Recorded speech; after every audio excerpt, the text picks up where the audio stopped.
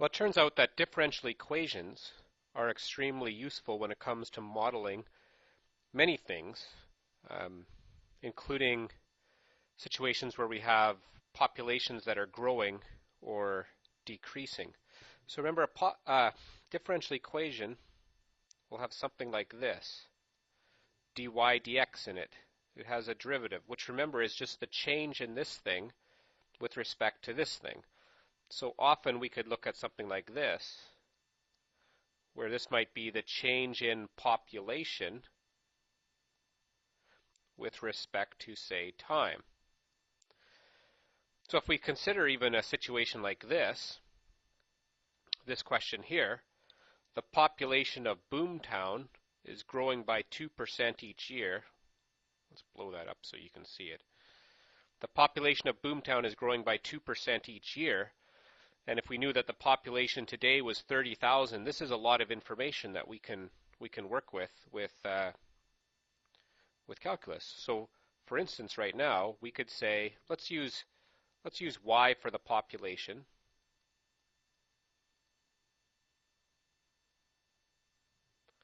So we could say the change in population with respect to time.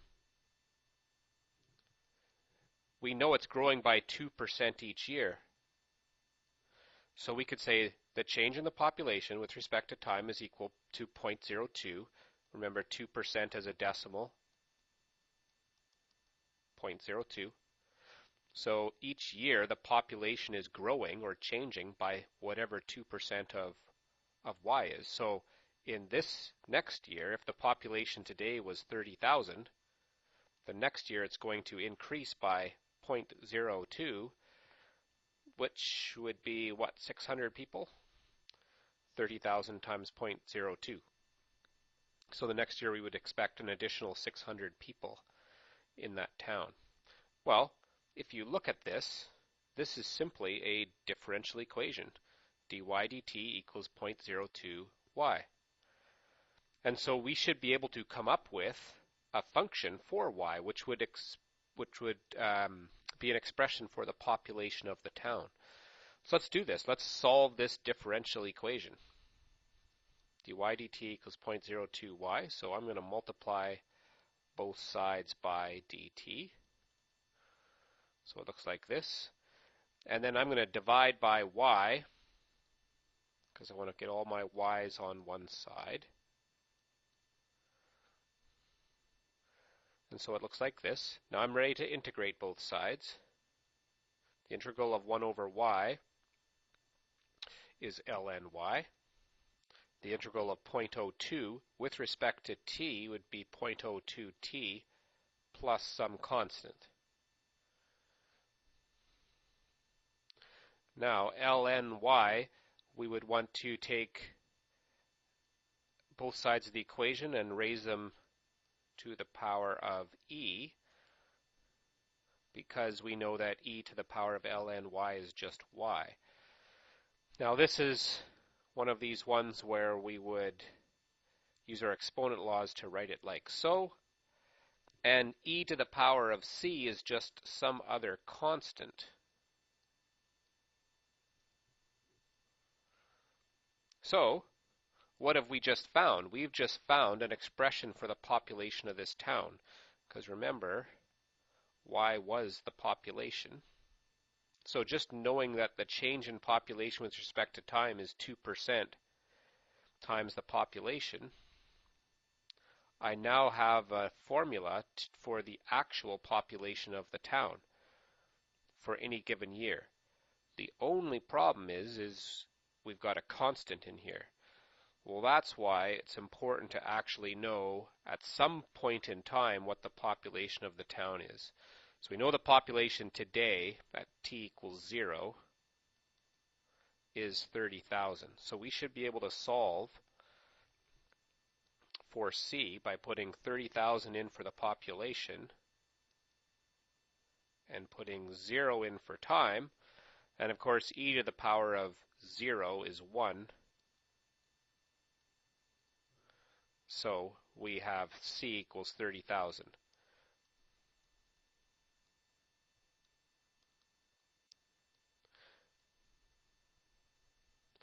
And so by solving our differential equation, we now have a formula for the population of the town at any given time. So if you want to know what the population is going to be in this town 10 years from now, we could go 30,000 times e to the power of 0.02 times 10. There's going to be 36,642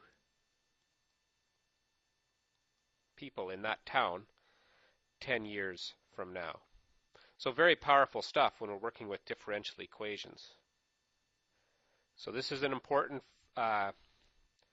differential equation when we're dealing with exponential growth. So the change in y with respect to time is equal to some constant times y.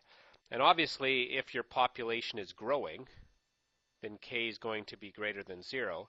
If your population is going down, then this constant is going to be less than 0, because our change in population could be negative. We could be losing people, and then we would be dropping. So say we knew our town was losing 5% of its population every year, we could say dy dt equals negative 0.05 times whatever the population is.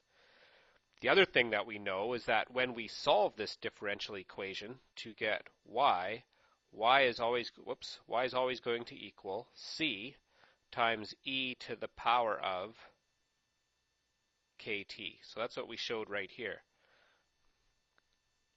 That y equaled c times e to the power of k. That was that growth rate, growth rate there, times t. So solving these differential equations will always give us this exponential function for population growth. Let's look at this one here. An initial population of 5,000 bacteria is growing at a rate of 3.5% per year. So write an initial value problem whose solution will be y of t. So let y being the population and t being time. So the initial value problem whose solution is y of t is the differential equation. So the change in population with respect to time is going to equal 3.5% is 0.035 t. And we know that population at time 0 is 5,000. So initial value really just means the population at time 0. So this would be an initial value problem. Initially there's 5,000 people, and the solution to this differential equation will be the population y. So we know the change in population with respect to time is 0.035, whoops, not times t, mistake. It's 0.035 times the population y, 0.035 times the population. So the population is growing at 0.035 times whatever the population was initially. So now we can actually find a formula for this. We can find out what the population is. We just need to solve this differential equation. So we will multiply both sides by dt. We will divide by y to get all our y's on the left side.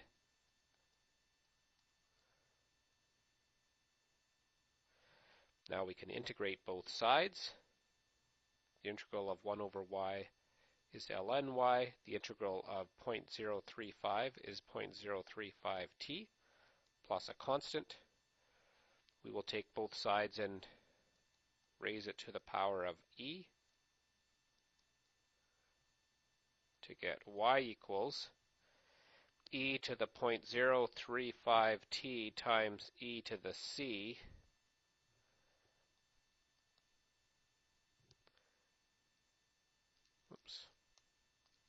Of course, e to the c is just another constant.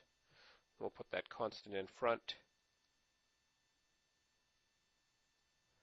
And so we get this formula again, and we've derived this a few times now and shown that this is our formula for y of t.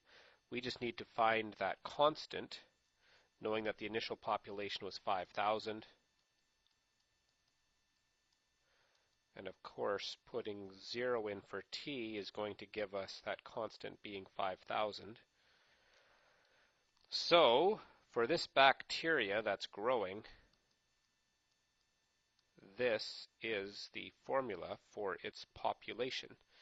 5,000 e to the 0.035 t. And if we're asked a question like how long does it take for the population to double,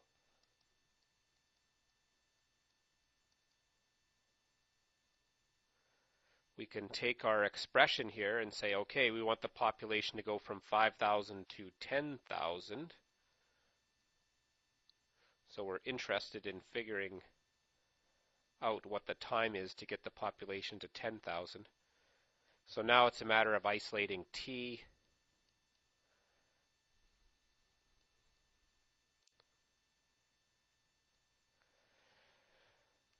T is an exponent, so we'll take the log of both sides, which allows us, well, we can think of it this way, all right. Bring the exponent down in front.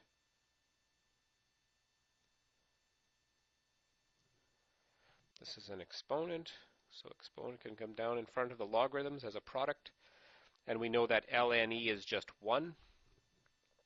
So we would have ln2 divided by 0.035 equals t.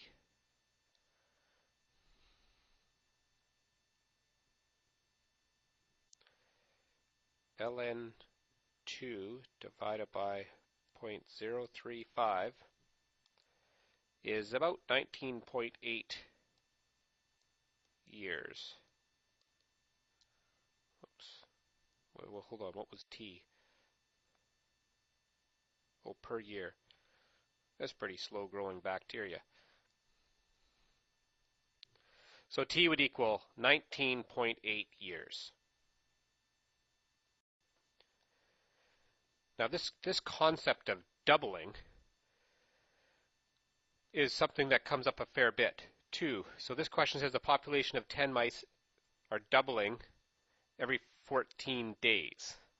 So the problem is this: is we don't have the growth rate. We don't have that k. All we have is the population is doubling. And we're asked to write an initial value problem. So we want to write something like this: the change in population with respect to time is equal to some constant times t. But we don't actually have that growth rate. We just have that the population is doubling every 14 days. We do know that the population at time 0 is 10. So we have that piece, but we don't have k. So the question becomes, how do we find k if we know that the population is doubling? Well, remember, if we take this thing, and we've probably done this enough now to know that it's going to be y equals some constant e to the kt. And we know that if we put 0 in for t, that c is going to equal, in our example here, in this question, c is going to equal 10. So we know our equation is going to look like this. So if we start with this part here, we can figure out what k is because we know that it's doubling every 14 days. So we know that y will be 20. It will double in 14 days. So the problem we have is we didn't have k. Now we'll be able to find it because we actually know all of these other pieces of this exponential growth formula. And so dividing by 10 would give us this, and then taking the log of both sides, this will allow us to bring our exponent down in front, would give us ln2 divided by 14 equals k. So we've been able to find k. K will equal ln2 divided by 14. Oops. Calculator gets stuck on the wrong side all the time. ln2 divided by 14. So 0.0495, we'll say at about 5%, 0.05. So now we know that k is 0.05.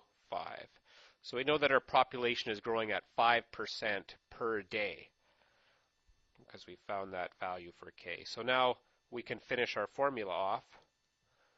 We know that C was 10, that was our initial population of mice, and we can now say it's growing at 5% per day.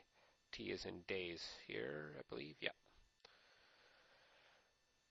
So sometimes if you get a doubling time, we're going to have to do a little bit of work with our equation to find out what that k is. But once we've got k, we're good to go. So then we could answer questions like how long until 50 mice? Well, we know that, initial population was 10. C was 10, e to the 0.05 times t. So we can put 50 in for the population, divide by 10. Take the log of both sides. Taking the log of this side will bring the exponent down in front, and ln e is just 1.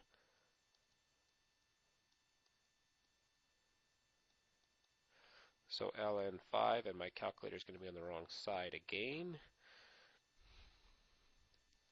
ln 5 divided by 0.05. It's going to take about 32 days until we have 50 mice. Technically, it would be the 33rd day, because at day 32, we still don't have 50 mice. So if we're doing actually days, how many days? It would take 33 days. On the 33rd day, we'd have at least 50 mice. We'll look at one more example. So another concept you might see in science, particularly, is half-life. The half-life is the time it takes for half of the radioactive element to decay.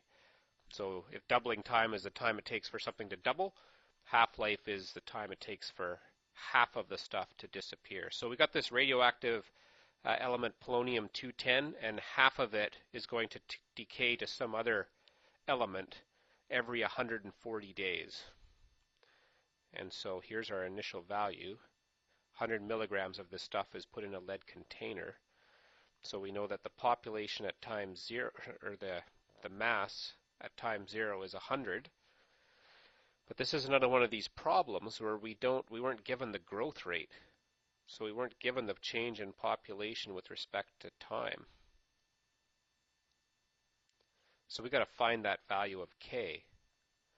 But we know that if we integrated both sides, we would get this expression. And we'll know everything in this expression except for k.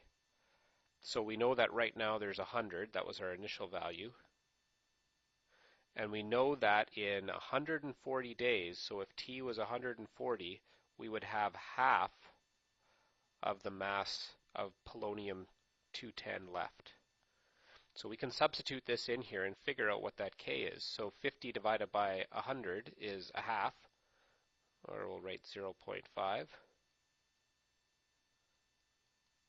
And we'll take the log of both sides. Taking the log of this side just gives us k times 140.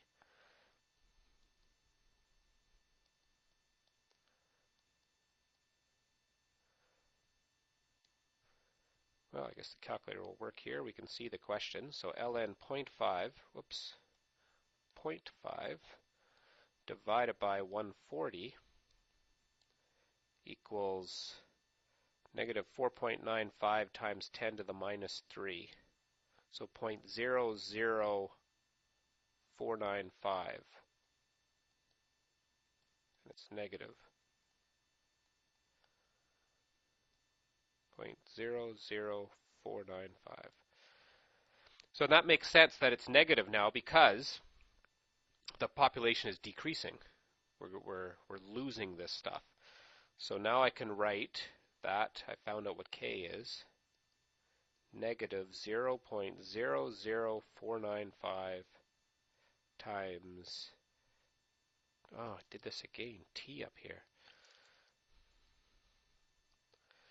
The change in population with respect to time is k times y. y being the population. So the change in population with respect to time, we've now found that k, negative 0.00495 times the population y. And so now we can get the population of this polonium. The population is going to equal 100. That's how much we're starting with. E to the negative 0.00495 times t, which is time.